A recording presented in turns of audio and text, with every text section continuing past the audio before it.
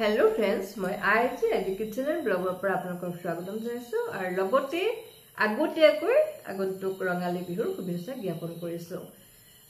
আজি মই আপোনালোকৰ আগলৈ এটা ভিডিঅ' লৈ আহিছো। ভিডিঅ'টো আচলতে আমাৰ তিতাবৰীৰে বীণা খায়েকৰ এজনী ছোৱালীয়ে তাই বৰ ধুনীয়াকৈ ঢোল বজায়। তাই বুলি নহয়, তেওঁলোকৰ দলটোত বহুত কেইজনী ছোৱালী আছে আৰু তাৰ ভিতৰতে তেওঁ এগৰাকী আৰু আমাৰ ঘৰৰ ওচৰৰে জিমলি দাস বুলি তাইও বজায় বৰ ধুনীয়াকৈ।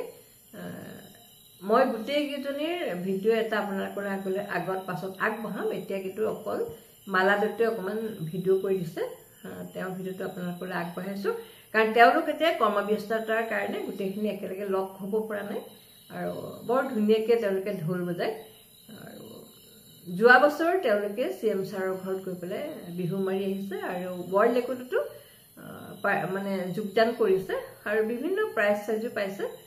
বৰ ধুনীয়াকৈ বজায়, সেইকাৰণে ভাবিলোঁ অকণমান ভিডিঅ' আপোনালোকৰ